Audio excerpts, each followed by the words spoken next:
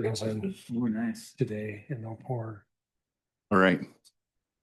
Call meeting to order with roll call. Moon. Here. Height. Here. Schulte. Here. Dietrich. Here. Becker. Friends. Peterson. Here. Coomer. Bauer. Mayor.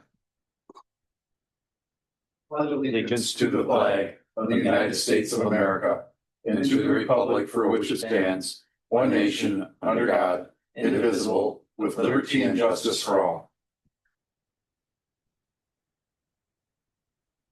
The council will receive information on non-agenda topics brought before the council by members of the public. The council will not discuss these topics and will not take action on any of them at this meeting. Is there anyone who's on the agenda wish to be heard? All right, we'll go to consent agenda. One motion approves all consent items. Number one, approve meeting minutes from September 8th, 2025 common council meeting. Number two, approve alcohol beverage license applications for Quick Trip Incorporated, changing agent to Ryan W. Roberts. 3, receive September monthly payments report. 4, receive September monthly building permit report. 5, receive September monthly ambulance report. Any questions on the consent agenda? I'll take a motion. Motion by Dietrich. Second. Seconded by Becker. All in favor, signify by saying aye. Aye. Opposed? Motion carries. Mayor proclamations and presentations. I won't read it, but everyone has it on file. Proclamation declaring October as Pedestrian Safety Month and designating October 15th, 2025 as White Cane Safety Day. Number 2, presentation by Baker Tilly presenting the 2024 financial audit. Wow. The enthusiasm, I like it. That's amazing. right. Thank you. This is on, right? Okay. Yes, it is. Okay. The floor is yours. All right. Thank you. Thanks for having me. All right. My name's Amanda Blomberg. I'm with Baker Tilly, and we'll be talking about the financial statements that were issued a few months ago now, but it's a quite large document and there's a lot of information in there. So I'm going to try to summarize what I think is important for you to know in a few graphs that should be in your packets and also on the monitor there. So we're going to talk about a couple main things, one being fund balance of the general fund. So the general fund is the main operating fund of the city. So a lot of the tax levy goes there. A lot of the normal year-to-year operation costs are recorded in the general fund. So we focus on that one to see the, kind of the overall health of the city as it relates to non-utility type funds. Now the fund balance is essentially the equity or your assets minus your liabilities of each fund. So the general fund has its own fund balance or equity, and we're going to talk about that in this chart here. We will also, this kind of ties into the summarized income statement that's kind of in the middle of that first page as well, and I'm going to start there. So first of all, actual revenues minus actual expenditures for 2024, so we're looking back, a year, resulted in a net increase of fund balance of about $1.1 million. The intention in the budget was to balance out to zero, so that results in an excess over budget of that $1.1 million. Now, the main reason for that $1.1 million is we had a repayment that came in when the city took on the ambulance costs. There was some debt issued in relation to that, and so some of that reimbursement got identified in 24 and moved from the capital projects fund over to the general fund to reimburse for those costs. So that was $1 million. So if you take that out of the equation, the increase was about $137,000, which again is good. Anytime we can build up that fund balance is definitely a positive thing. Now, if we move back up to kind of that chart at the top, we break down the fund balance into a variety of categories, and it really is based on the liquidity of those reserves or that equity. So down at the bottom, you have your non-spendable, which is essentially your least liquid. It's tied up in assets that we can't just, turn into cash very easily to pay our bills. And then we have our assigned and then our unassigned, which are much more, liquid, available to be used by the city. You'll see that top line, we're comparing, 2023 to 2024, and you'll see that $1.1 million increase reflected in that total line between the 2 years. Now, how we break that up has changed a bit. You'll see some differences in that unassigned and non-spendable line. The main reason for that non-spendable increase is because of advances that the general fund makes to other funds. In this case, the big culprit is TID 9. So that is about $2.675 million. So TID 9 had a big spending year, had some debt issued, but spent more than what was issued for that. And so the general fund kind of makes that up and floats the money until the TID can start generating some funds to pay that back. So that's really the big culprit there. And then you'll see that the opposite effect is to bring that unassigned fund balance down, by kind of whatever's left over from that $1.1 million surplus. So you'll see that non-spendable went up about $3 million, where unassigned went down about, $2.2 million or so. So then if we go to the next page, and I'll take questions after this, what's interesting is that in years past, this chart shows what percentage of total expenditures is that assigned and unassigned fund balance. So we're taking a couple of those numbers on the first page, the most liquid fund balance amounts, and we're comparing it to your annual expenditures.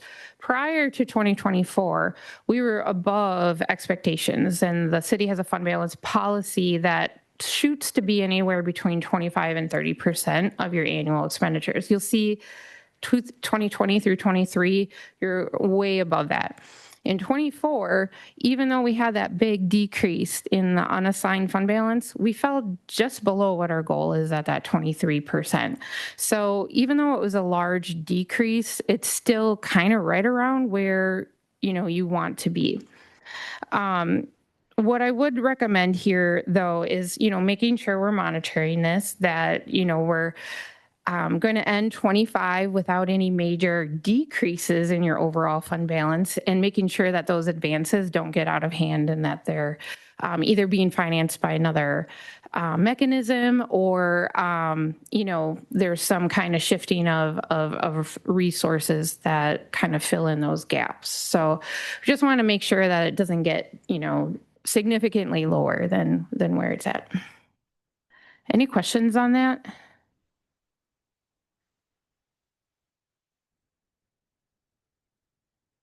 Right. Anna, Yes. were there anything that can be spelled out for the big? Yeah, I mean, it's really just a matter of those fund balance categories that was on the previous page. So your total fund balance went up significantly. It's just that a big chunk of that is tied up in advances to that TID 9, which just means that TID 9 overspent. General fund gave the cash until TID 9 can repay that. TID 9 is a culprit there, like you had said. Didn't we use some of that for the fire truck also?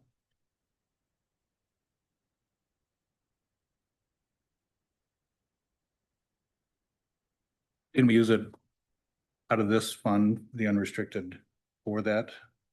Budgeted, because it was a big. Yeah, I think it would be it. That was probably in Fund 75 is what I'm thinking. So that's outside of the general fund and TID 9. Thanks. Any other questions on that? Be quiet. Right.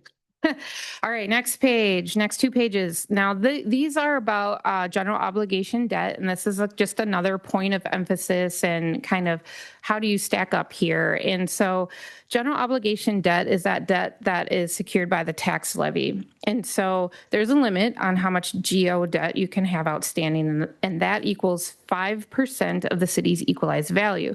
So you'll see on this chart, the black line is that debt limit, and that changes over time. So this is, the last 5 years represented, and it's gone from 35 million to almost 50 million in the last 5 years. So, the growth of the city is definitely reflected in here.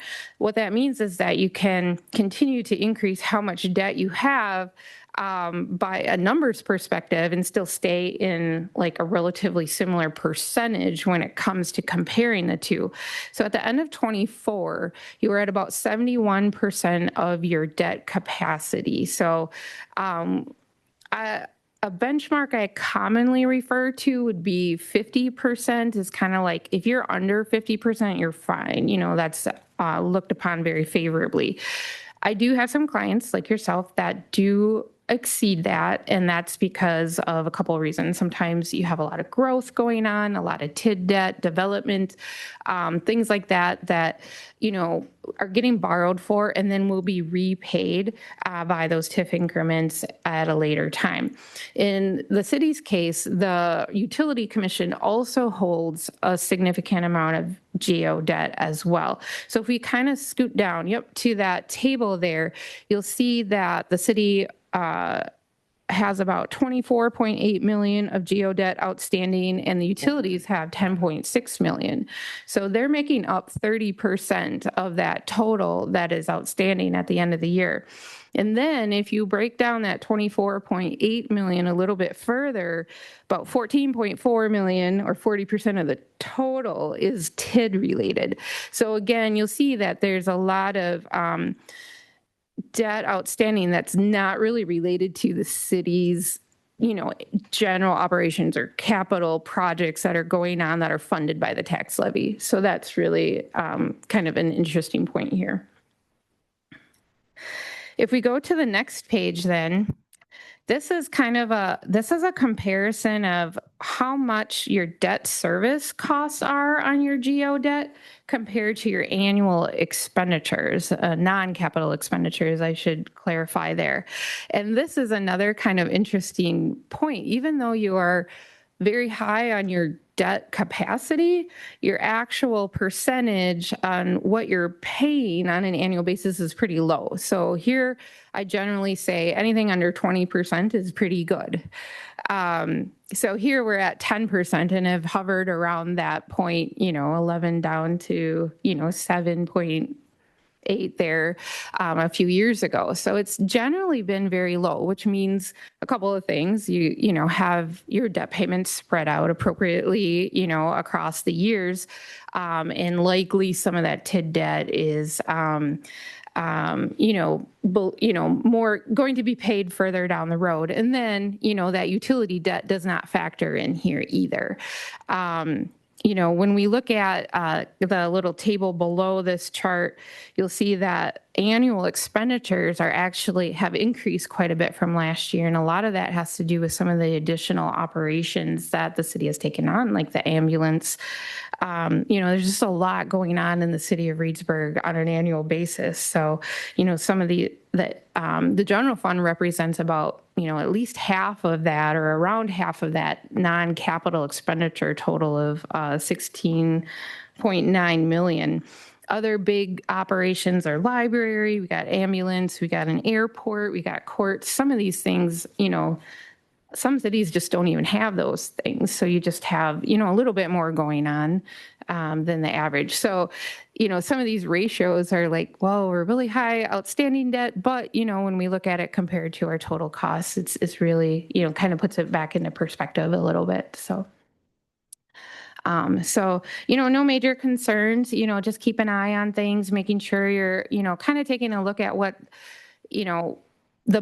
future budget decisions, what are we going to borrow for or spend our money on, and how that might affect some of these ratios just from a, outside perspective. So That's my main recommendation there. Any questions? Questions for Amanda? Right. Oh, yeah. All right. Well, thanks so much for having me. Appreciate it. We appreciate what you do, Amanda. Top-notch service. Thank you. All right. Go Brewers. Yeah, go Bruce.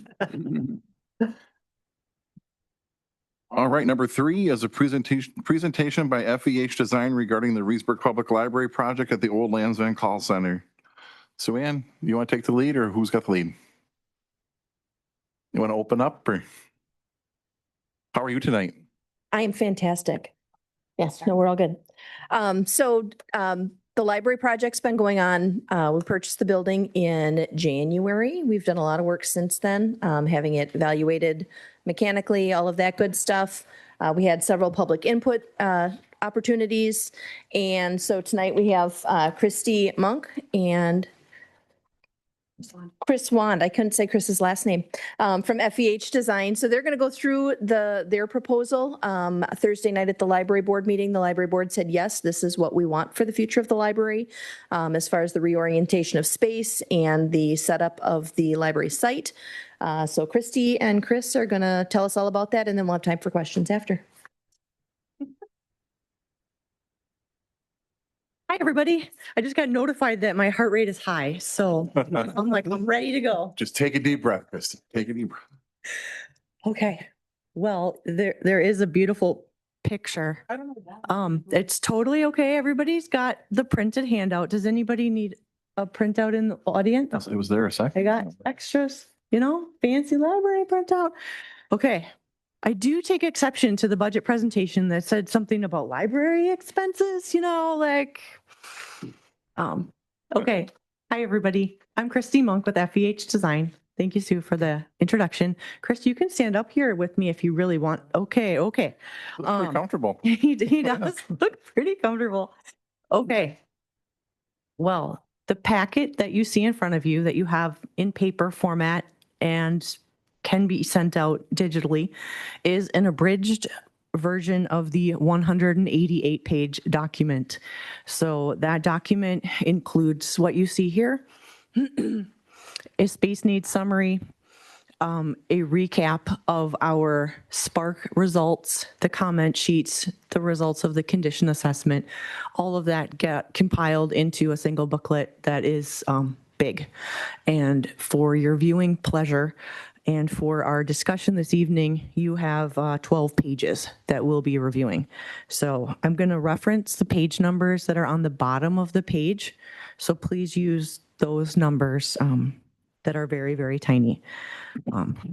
But essentially, as I'm sure you are aware, the city purchased the former Lands End Call Center as the future library. So our task as a design firm, we had mechanical, electrical, plumbing consultants. We had site and landscape consultants, and we also had a construction consultant. There's a funky echo. I apologize. I don't know. Just you get to hear me twice. So we all put our brains together and looked at how you might reconfigure the space of the current call center. It is important to note that the city of Reedsburg is growing very fast, which is evidenced by the budget presentation that was given prior to me. But your population is growing. And then based on the statistics that were presented about 6 weeks ago about the housing study, it showed that the resident population is going from about 10,500 to 12,055 in the year 2040. So you have more people in town, more people who will use the library, and then the county, like the extended service population, which is your resident population, plus those people from the county who come here to use the library, is growing less rapidly. So the majority of the additional patrons that the library is going to have are from the city, which I think is, you're in a really good spot, plenty of parking, identifiable location. So the city has made a wise choice in their site. Anyway, the library is currently used. Does everybody here use the library? I better see yeses. A thumbs up. Okay, excellent. I'm watching you, Jacob. I didn't see a thumbs up. Essentially, the library is used a ridiculous amount. And by ridiculous, it's a good ridiculous. It's used a lot. So it's the only library in the county to have Sunday hours. When you think about 130,000 visitors in 2024, that is a significant number. There are also study rooms that don't seem to be quite enough for the number of users. We've got conference room, community room, story room. There's a lot of activity happening in the library, and hopefully you've all seen it and been a part of it. So our job was to look at how might library services fit within that square footage. So the first thing we did was we evaluated how many square feet were technically needed based on the population growth anticipated 20 years out. And that told us that we needed a little over 36,000 square feet. I'm sorry, Jacob, I am on page 3. You were doing a great job of following along. I apologize. So essentially the current building that was designed in 96 and constructed in 97 was designed for 15 years out based on projections that were not adequate. So the fact that the library is fitting into a building that the library is no longer supposed to currently fit in is impressive. Librarians and teachers are two of the best when it comes to trying to squeeze stuff into a space that is too small. And then the library can't offer services because their space is too small.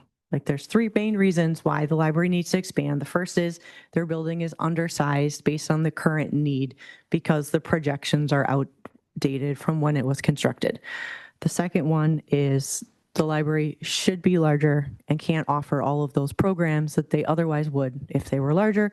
And the third reason is when you think 20 years into the future, you think about the population size, you think about your collection, you think about what services the library will offer. All of those things go into that 36,000 square foot need. And then we worked with a public advisory task force. I know 2 people were in the task force, 3 people. Who was on the task force? Anybody else in this room on the task force? I was there. Okay. So we had 3 public meetings. The first one was to talk about the need. The second one was to go through different design iterations, and it was crazy fun. So you guys totally missed out. And then the third one was to review those design options and get input related to the options once conceptual budgets were generated. Okay. I'm going to go to page 4 of 188. And essentially there was a floor plan, a site plan, and 2 entry options that got the most votes. And those are shown in the very beauteous pictures that you see on the following pages. But option 3E was the floor plan. That put the meeting rooms, which is the orange block.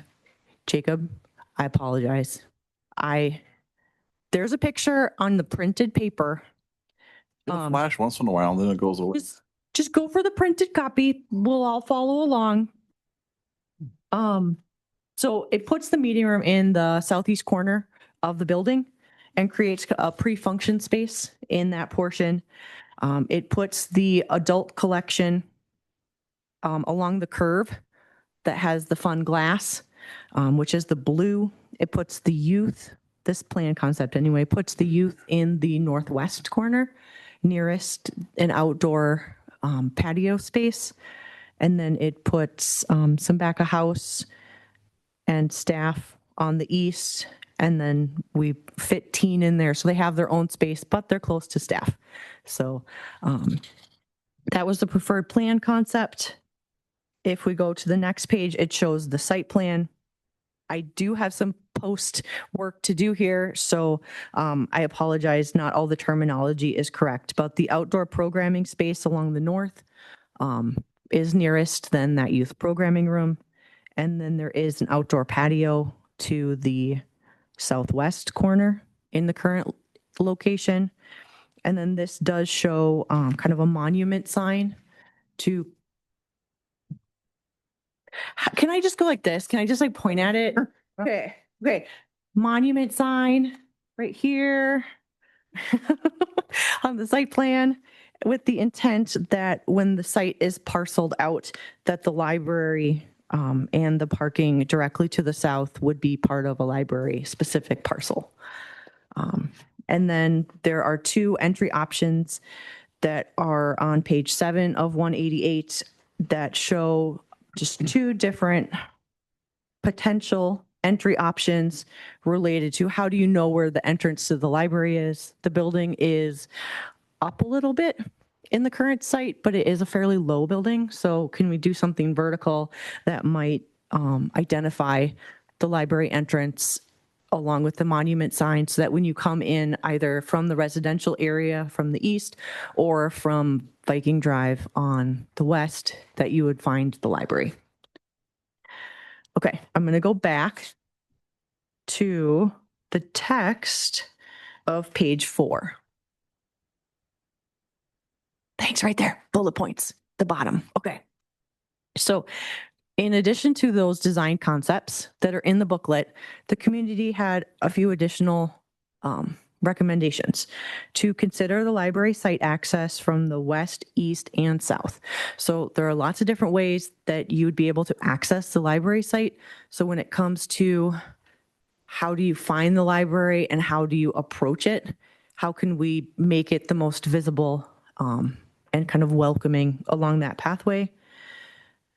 The group, the advisory task force group, so these are recommendations from the task force, did recommend book hold lockers in the downtown area and at the addition. So the group expressed a desire to maintain book lockers kind of in this area. Plan for an outdoor prairie orchard garden. So outdoor programming space was a priority, outdoor reading space was a priority, and then also just outdoor planting spaces to sit and be a part of were also a priority. The plan that was selected does plan for an automated handling system. An automated handling system reduces the number of times that staff has to touch a book, so staff can work on projects and other things that are prioritized. Drive up book drop.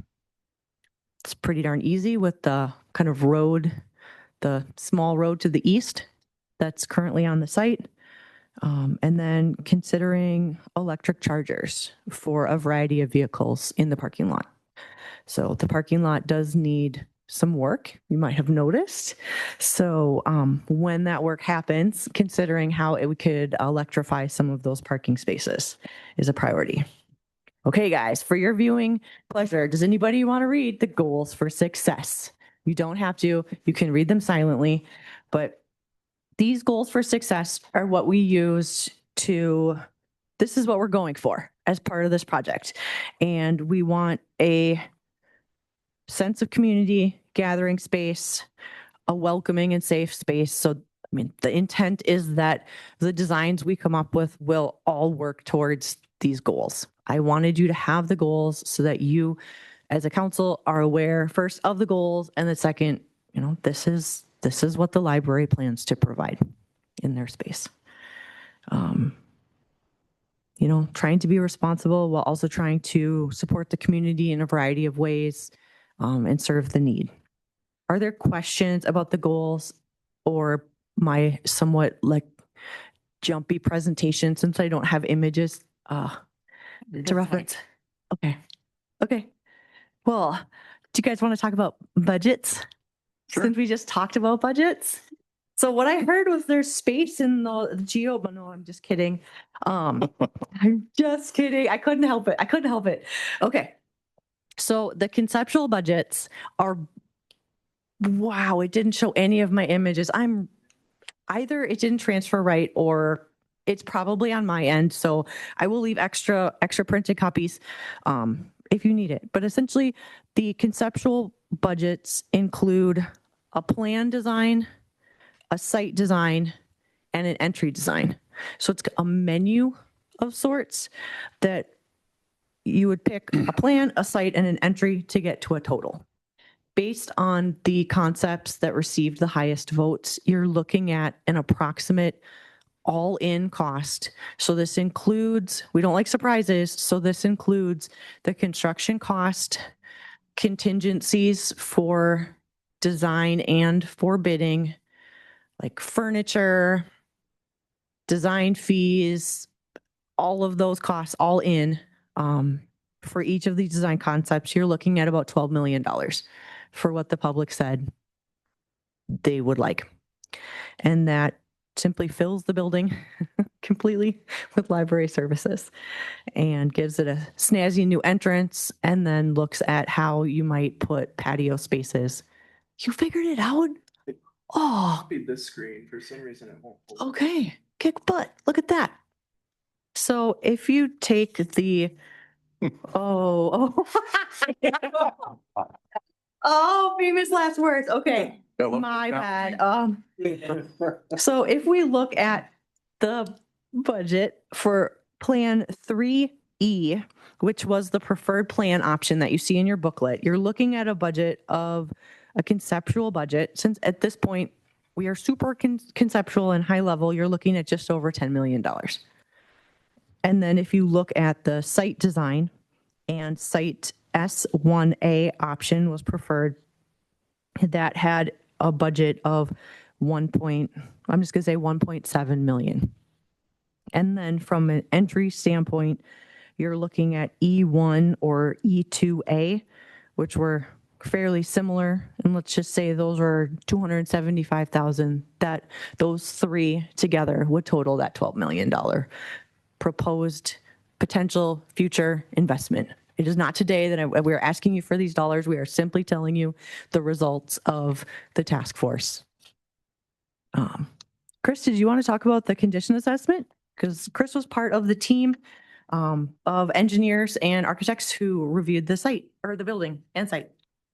Again, my name is Chris Wand. I'm an architect as well with FEH. I did want to go back and just make a couple quick comments. So the goals for success that's something that we'll refer to throughout the whole design process to make sure that the final design actually sticks with those goals and that those goals that were established by the task force are followed. So it'll be, when we get to decision points, we'll go back to those goals and say, does that decision feed into that? The other thing, Christy mentioned the contingencies that we have in the construction budget numbers.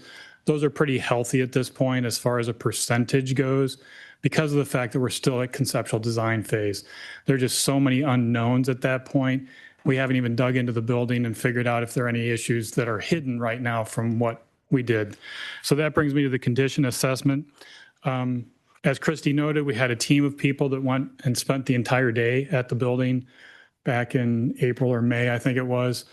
Architecturally, the building is in great shape. The exterior skin is in good condition. It has some cleanup that needs to be done. There's some dirt, some sealant joints are in bad condition. But the roof was replaced in 2011. We know that because Google Street View has photos showing the materials sitting in the lot, ready to install. So the roof's in good shape. The building skin itself is in good shape.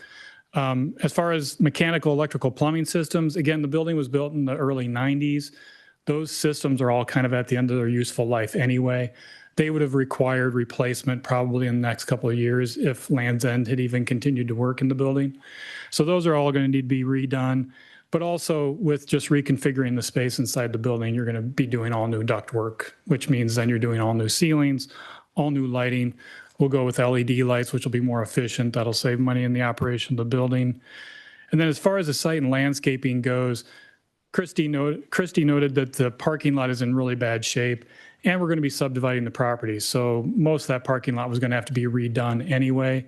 So that's included in the cost that we've got for the site and landscaping. Some of the landscaping is actually in good shape, but it may not work with the final layout for the exterior spaces. So we'll replace what needs to be replaced, maintain what we can, and potentially just do a better job of maintaining it and trimming it back to what we want from an original look. So that's kind of the assessment. As I noted to the committee and to Sue Ann and the rest of the staff, the city made a great decision in buying the building. It's a building that's in good shape. It was a good investment, and it's going to work. Ironically, it's almost exactly the square footage that came out of the space programming study that we did on what the library actually needs to be based on the population growth. So it was interesting. Those numbers almost married up perfectly. Any questions about the building condition? Okay, I'll turn it back over to you. Oh, and it's got space to expand to the north. So that's actually pretty darn cool. Okay, we are on the conclusions page. Do I have like an hour or so to go so I can just sort of, okay, that's what I heard. What time is the game? 7:08. Okay. The conclusions page is, the first part of it is essentially a recap of the initial information that we reviewed. The plan option, site option, and entry options that were preferred, along with the additional recommendations from the task force. This page also includes proposed next steps. So we are on step 1. We have reviewed the booklet with the library board, and we are reviewing it with you guys tonight to review the conceptual design and recommendations. This is informational at this point. I don't think the agenda has any action. This is just telling you guys, this is where we're at. This is what we found. The next step is to relay that information to the task force members who attended and to the general public who might be wondering why there's a big screen TV in the entry of the library that has cool concepts of the Land's End call center on it. Step 3 lists considering a community-wide survey. If you want to educate, inform, and get additional input or feedback from a broader group of individuals, you can issue a community-wide survey. We would say, are you aware that the library is going through this process? What are your thoughts on these services that the library offers? Would you use these services if they were available, kind of thing? And then ask if anybody wants to be on the fundraising committee. Everybody in here does, right? That's what I heard. The next step is to conduct a fundraising feasibility study. So how much could be raised locally in a private fundraising campaign? Based on that information, do grants need to be pursued, and do you need to, say, put these hand sketches into the computer, which is essentially the start of schematic design? Pull together all those different sources of funding for step number 6, put together that committee to help fundraise, and then start schematic design when the time is right. Now, you've got some momentum with this project and just with the public meetings that have been held. So how do you maintain that? How do you get information out there? That's going to be kind of an important consideration that that the library, and if you guys have suggestions, I'm sure the library would be interested. The last page does show a proposed overall timeline. So we are in the blue, which says final concept design deliverable / booklet. And then it says capital campaign pause in design phases. So at this point, we are paused as we find more information about where some dollars might come from. And then depending on those dollars, that will then influence kind of the steps that design will take.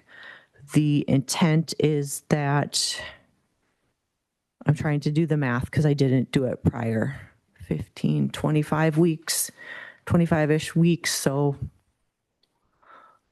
8 to 9 months of full design and pulling together bidding documents and then going out for bid.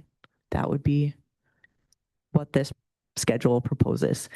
But Chris and I are here along with Sue. Sue, did you want to mention anything in closing?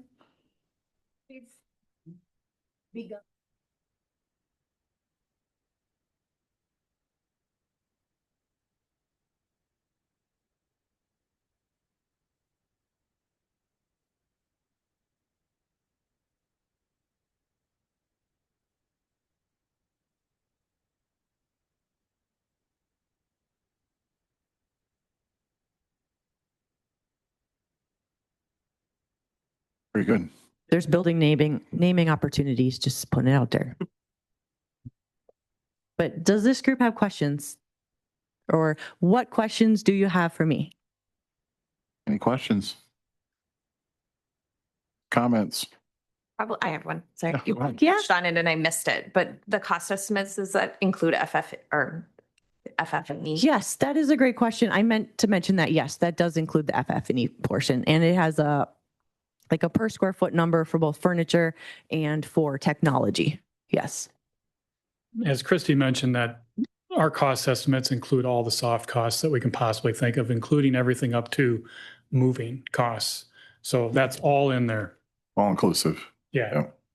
Well, for moving, we took Sue Ann's gym membership and just, yeah, exactly. A lot of shelves fit in the minivan when you take them apart. So it's actually full right now. But I did want to extend to the council members, if any of you have not been through that building or have not been through that building with the notion of it being a library, please reach out to me. I'd be happy to take any of you through the building. I think looking at it with these diagrams or, thinking about how it might be, I know they think they did a breakfast there just shortly before Land's End decided to sell. But looking at it through the eyes of it being a library and that public access is very different than looking through it and seeing it as a call center. So while there still are cubicles, which I'm still working on, if you know of anybody that needs 350 cubicles, have them call me. They'll be free for the low price of get them out. So if you haven't been through there with the idea of it being a library, please reach out to me. I'm happy to give tours. I'm happy to meet up out there, and also happy to give you a tour of our current library. If you haven't been in a while or haven't been through the library, there's a lot of programs and services, a lot of things that we check out that you might not be aware of. And you can see that, if I order more than 4 cases of paper, 2 of them go under my desk. So, it's kind of neat actually to see the current building and then see what that expansion will look like in the future facility. Thank you. Just to add one more thing about that, if you do go out to the building, or even if you're just driving by the building, take a look at it, pay attention to how it sits up from the road. It does sit up a little bit on a hill, which will help a little bit with the visibility. But as you drive by, imagine those front lots being sold off and buildings being built there. Now, they won't completely block the view, but it's one of the reasons why the 2 most popular entrance elements have a good presence to them. They stick up from the building somewhat, so those will be a little bit more visible above those front buildings once they're built.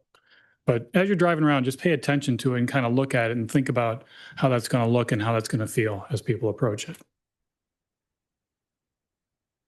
Okay, one more thing. When you go into the building, it's got this crazy awesome volume.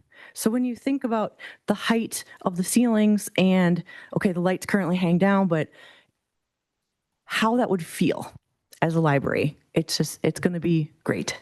So if you walk through, just picture it as awesome volume of library, nice and bright and welcoming and wonderful. But yes, further questions? Missy, you're the only one with the question?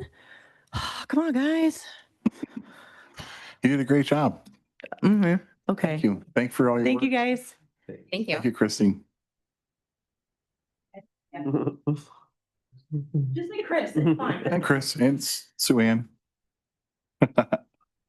All right, we will move along from that. Thank you very much. Commission, committee, board and staff reports, historic preservation. Yeah, we had a pretty great meeting tonight. We were going over our really successful walk through the cemetery. It took place about a month ago. Good ideas how to make the next one better. If anybody was there and had any comments, I'm sure we'd be happy to and have them in the future. And then we are also in the process of trying to get some of the South Park District in the National Historic Registry. And we are also working on some signage to go into the Mackey Park area. So we got a lot of cool stuff going on. Also starting to plan for next year, things that we would like to do as far as just historical within the city limits. So if anybody has any ideas, comments, or questions, we'd be open to that to plan for the future. Very good. Thank you. Airport Commission. Did not meet. Plan Commission. I was not at the last meeting, Missy. Well, actually, we haven't met since last month anyways. We meet tomorrow. Or you meet tomorrow. I unfortunately won't be at that meeting in last week of youth football, so I appreciate Missy for running the meeting tomorrow. Library board. Yeah, we just met last week, so I think you got a pretty good taste of most of what we talked about. Also considered that 2026 budget proposal. So anything else? Yeah. Lots of great programs. Yeah, So for check sure. out the library calendar, stop in and pick up one of the printed calendars. Always a busy place. Parks and Rec. Parks and Rec met, we met up at Legends and Matt gave us some updates. We talked about some usage potential for South Gym. And yeah, Public Works. Public Works met and Steve gave us updates and we basically had a long discussion about sewer charge. Mhm. We wanted to have Tim come to talk about sewer stuff, but Thank you for not inviting me. this is the water stuff. So Steve's gonna have a Oh, it's water, Tim. That's okay then. Yeah. Yeah. Yeah, so. It's never just water. Utility Commission. Utility Commission met almost a month ago, September 15th. So some of this might be outdated, but we're accepting Lightspeed customer service specialist applications right now. The electric crew upgraded equipment at Seats and installed guard posts at Primex. They also replaced an overhead circuit crossing West Main Street and made it into an underground crossing. The water department is performing valve and service maintenance. I have a lot of information regarding the fiber projects, but I'll just say phase 1 through 6 are all moving forward very well. So I hear firsthand that is, they're moving right along. They're busy. They're busy. doing good. Thank you. CDA. We also met very long time ago, it feels like. Our big thing we did is we reviewed the policies surrounding the incubator program and cleaned it up to what we're actually doing instead of it being kind of more theoretical on what we should be doing. So I think that'll be really helpful as it guides us through that approval process. Very good. Any other committee, commission, or staff member, anything they want to report? Office of the Mayor, one official item is following the meeting tonight. We're going to hold a budget workshop for the 2026 budget. There'll be no action taken at the budget workshop, but we will go in a little bit of overtime. I did get some correspondence, but I thought was pretty neat. I get a lot of correspondence, but one I want to share, someone that watches all of our meetings and was a pretty active person in their younger days. John Tyler reached out and said he got a chance to get around. He's kind of laid up now, but to look at all of our parks and was just really in awe of all the amazing parks that we have, the amenities and the parks crew, how well they keep everything maintained, and was really excited to see Legends Park for sure, and that's the new regional park. So John, thanks for the correspondence, and want to make sure I got kudos for all that are involved. So Matt, tell the guys that people are definitely noticing the work they're doing. We'll go around the horseshoe. Nothing tonight. Jake. Go Brewers. Go Brewers. Phil. Nothing tonight, thanks. Missy. Tim. Congratulations to Viking Village on their 50th anniversary. Had an opportunity to attend Pam's surprise just before this meeting, and she received a commendation from the state legislature recognizing her leadership in the community and her 50 years in business. So congrats to the Pierce family. Well deserved. Max. Nothing for me. Jake from City Hall. John. Was mentioned in church, Craig Douglas, our fire chief, was recognized for 40 years of service to the Reedsburg Fire Department. And I went to school with Craig, and a great guy, has the public interest in mind and fire safety. So congratulations, Craig. He's in here. So Craig, congratulations. Thank you for all your service. Jason. Nothing tonight. Sonny. Just a thanks again to Chris and Chris for coming up and sharing this. Pretty exciting about a community that grows in a space that will meet a lot of the needs. So, yeah. Awesome. Yeah, absolutely. Dave Moon. Well, as the season of toilet paper comes to an end, homecoming, like a lot of things, maybe it's just a matter that it's one of those ideas that used to be good and nobody cares about and it kind of goes by. But there's a lot of people in town who kind of miss the parade. Anybody else? Yeah. Absolutely. And there are a lot of smart people in Reedsburg. I mean, a few anyway. And if some of those people could, get in a room and I'll volunteer to help. Not that I'm one of the smart people, but, and kind of figure out a way to bring it back without offending too many people. That'd be really cool. I totally agree. And there was conversations had prior to this year, but I think the ball had already been in motion from the school level that it wasn't going to happen. I'll leave it at that for now. Sure. But I would love to see it come back in some form. School people say it's the city. I don't know what's, like with most things, I have It's definitely not, it definitely have no wasn't a clue, decision so. that we made for sure. So, yeah, Great. I was never approached about it. Let's just put it that way. All right. But yeah, as far as that goes, it was a pretty uneventful, but yet eventful homecoming week, and the Beavers won their game, and a good homecoming dance, and everybody had a good time. So yeah, as Dave said, that season's come to an end, and the toilet paper will probably melt away as it rains tonight or tomorrow morning. All right, I will take a motion to adjourn. So move.